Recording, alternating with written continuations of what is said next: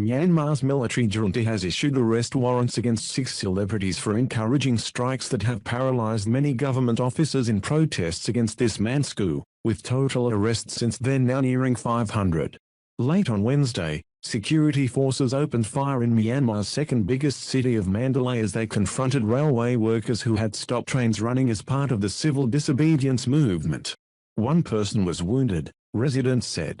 Hundreds of thousands of people took to the streets across the Southeast Asian country on Wednesday in some of the biggest protests yet against the February 1 coup and detention of elected leader Aung San Suu Kyi.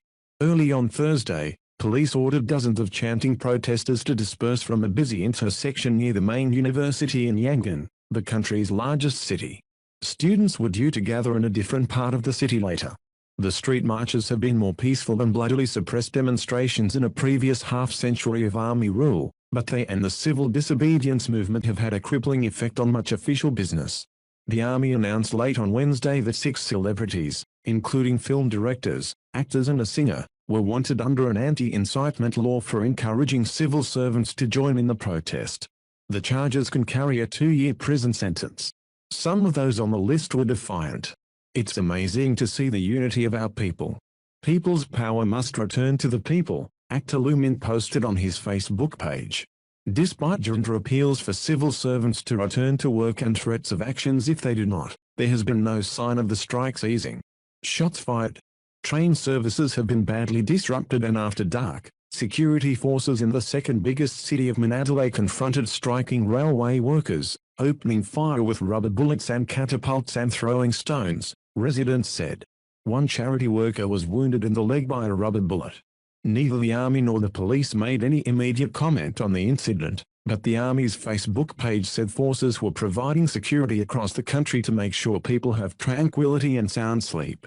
The number of people known to have been detained since the coup halted a tentative transition towards democracy had reached 495 by Wednesday, Myanmar's Assistance Association for Political Prisoners said in a statement. It said 460 were still being held. The army took power after the Electoral Commission rejected its accusations of fraud in November. 8 elections swept by Suu Kyi's National League for Democracy, NLD, party, prompting anger from Western countries as well as the local protests. More demonstrations were planned for Thursday, including by student groups and workers from different ethnic groups in a diverse country of more than 53 million people. Coup opponents are deeply skeptical of junta promises to hand over power after a new election for which no date has yet been set. Nobel Peace Laureate Suu Kyi, detained since the coup, now faces a charge of violating a natural disaster management law as well as charges of illegally importing 6 walkie-talkie radios. Her next court appearance has been set for March 1. Suu Kyi, 75, spent nearly 15 years under house arrest for her efforts to bring democracy.